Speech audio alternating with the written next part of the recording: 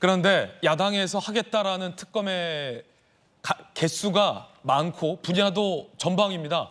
이것도 특검, 저것도 특검, 이것도 특검, 저것도 특검. 자, 일단 차상병 특검법 그때 통과시켰고 김건희 여사 특검하겠다라고 나서고 있고요. 이화영 술판 회유 의혹도 특검하겠다라고 하고 있습니다. 그러자 그 옆에 조국혁신당은 이에 질세라. 그럼 우리는 한동훈 특검하겠다라고 나서고 있는 상황이고요.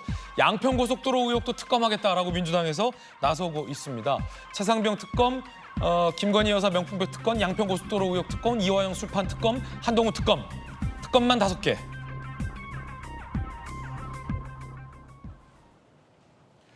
박성민 최고님, 이걸 특검을 5개를 다 할 수는 없고 너무 예산도 많이 들고 동시다발적으로 불가능할 것 같은데 5개 중에 진짜 꼭 해야 한다, 민주당 입장에서 하나를 꼽자면 어떤 특검을 꼽으시겠습니까? 뭐 지금 상황에서는 차상병 특검. 차상병 특검. 2등은요? 그다음에 김건희 여사 특검이 아닌가 싶습니다. 네, 사실 그 두 가지가 지금 민주당 주장의 큰 두 축이라고 볼 수가 있는데, 일단 차상병 특검 같은 경우에는 지금 뭐 대통령실의 공직기강 비서관이 그 당시에 국방부 법무관리관이랑 통화를 해서 이첩 과정에 뭔가 개입한 것 아니냐라는 의혹이 전방위적으로 나오고 있고, 이뿐만 아니라 이제 이종섭 전 호주 대사가 임명됐던 과정이나 그 이전에 이종섭 전 국방부 장관이 공의로 걸려오는, 용산으로부터 걸려오는 전화를 받고 이 여러 가지 입첩 상황들을 보류시켰던 것 아니냐, 이런 여러 가지 의혹이 결국 의혹의 정점은 대통령 그리고 대통령실을 향하고 있습니다. 이런 상황에서 뭔가 검찰 차원에서 진상이 밝혀지기를 기다리는 것은 사실상 좀 불가해 보이고, 공수처 역시도 수사권은 가지고 있지만 기소권은 굉장히 제한적으로 가지고 있는 한계가 있는 집단이다 보니까 수사 상태도 약간 미진하고 속도도 느리고 이런 여러 가지 현실적인 한계를 고려했을 때 반드시 특검을 통해서 이 사안의 진상을 밝혀야 된다라는 공감대가 제가 봤을 때는 연하의 안에 할 것 없이 저는 있다. 그래서 이번에 이탈표도 만약에 다시 한번 표결을 하게 되면 저는 꽤나 많을 것이다, 이런 생각이 들었거든요.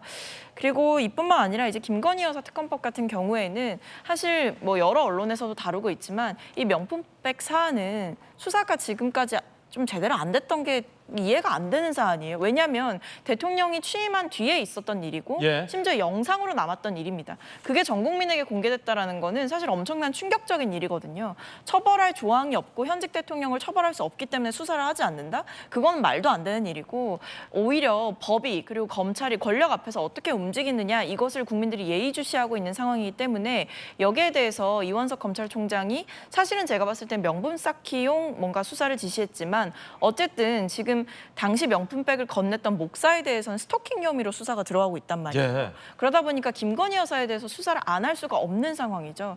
저는 이런 부분에서도 국민들께서 다 판단하고 계시다 생각합니다. 앞서 말씀드렸습니다만 민주당에서는 이것도 특검하겠다라고 나섰습니다. 이걸 어떻게 특검할까 싶습니다. 한번 들어보시죠. 법무부와 검찰에 경고합니다. 끝까지 자료 조치를 거부하면서 진상규명을 방해한다면 좌시하지 않겠습니다. 대책단은 물론 더불어민주당 당 차원에서 특단의 조치를 취하겠습니다. 특검할 겁니다.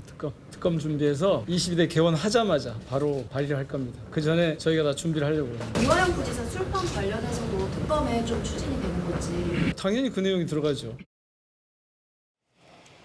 이화영 전 부지사가 검찰의 회유 수단으로 술판을 벌였다라는 주장을 제기했는데 민주당에서는 이걸 특검하겠다라고 밝힌 겁니다. 이화영 술잔치 특검까지 특검을 꾸려서 수사하겠다. 많은 국민들이 보고 계시지만 이화영 전 부지사는 술을 마셨다라는 날짜와 장소도 특정하지 못했습니다. 진술을 여러 차례 바꾸기도 했습니다.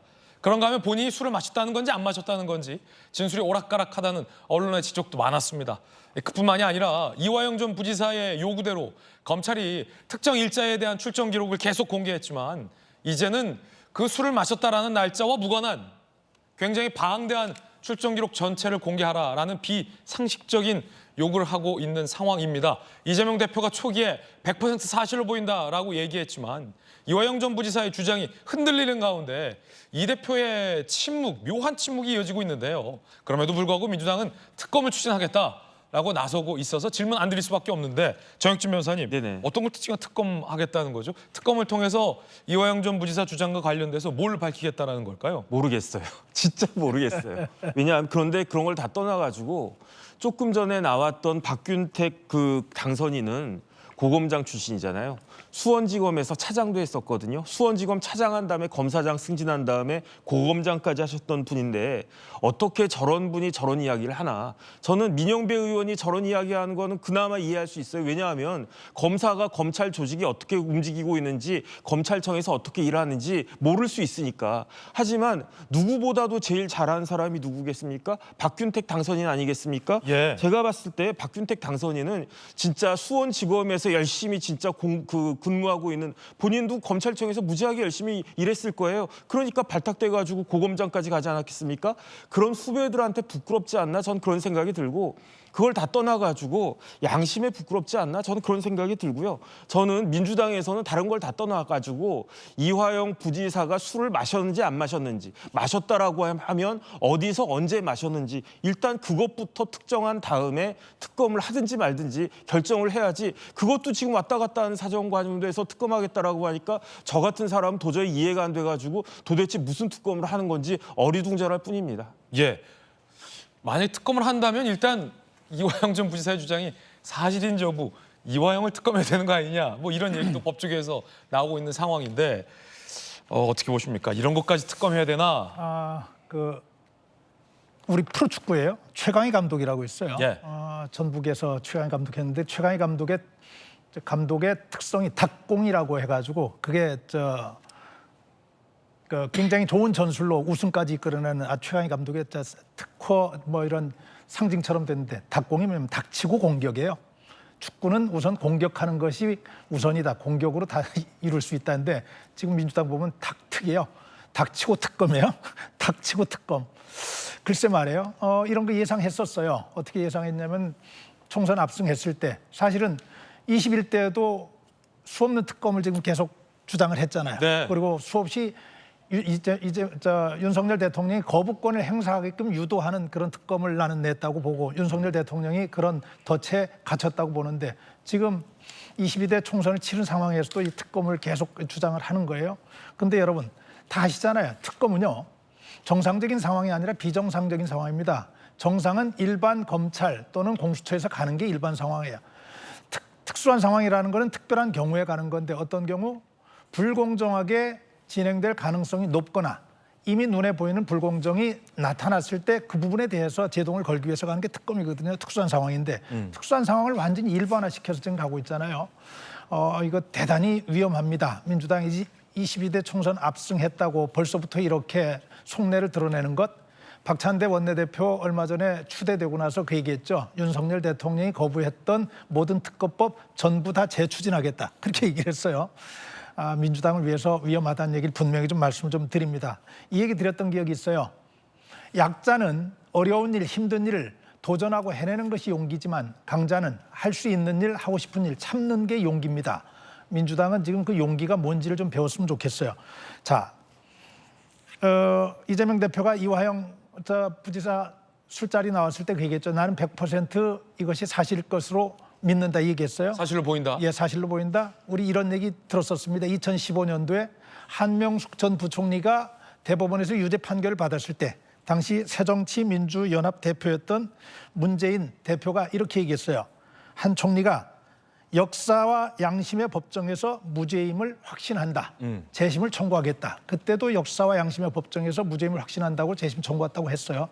재심 청구 못했죠. 그런데 어떻게 됐습니까? 한명숙 부총리 당시에 본인이 안 받았다고, 뇌물 안 받았다고 주장했고 뇌물 줬다고 했던 한만우라고 하는 인물이 법정에서 진술을 바꿨어요. 내가 회유받았다. 그런데 문제는 한명숙 총리의 동생이 사용한 자금에서 한만우가 건넸다는 수표가 발견되면서 옴짝달싹 못하고 유죄로 확정이 됐던 거예요. 그렇죠. 그랬는데 그런 상황에서도 100% 확신한다고 얘기했던 그때 당시의 유전자가 지금도 그대로 이어지고 있는 것 같고, 그때 당시에 이 문제에 관해서 문재인 당시 대표도 민주당에서도 이 문제에 대해서 미안하다고 얘기한 일이 없거든요. 다시 나중에 문재인 대통령이 대통령이 된 이후에 민주당에서 추미애 법무장관을 위시해서 이 한명숙 문제 재수사를 해야 된다고 주장을 하다가 국민적인 저항이 부딪혔던 그 기억이 있죠. 저는 공당이라고 하는, 그것도 다수당을 가지고 있는 야당이 이렇게 쉽게 법 질서를 깨뜨리는, 기본 질서를 저해하는 이런 일들을 통해서 국민을 선동하고 국정을 혼란스럽게 하는 일을 반복하는 이유를 정말 이해하지 못하겠어요. 이재명 대표 지난번에 윤석열 대통령 만났을 때 분명히 얘기했습니다. 어떤 얘기했냐면 민생이 지금 굉장히 중요한 시기다. 예. 여야 대표가 총수가 인식을 같이 했단 말이에요. 민생 지금 챙겨야지 지금 이러고 있을 때 아니잖아요. 민주당 지금 위험하게 보입니다.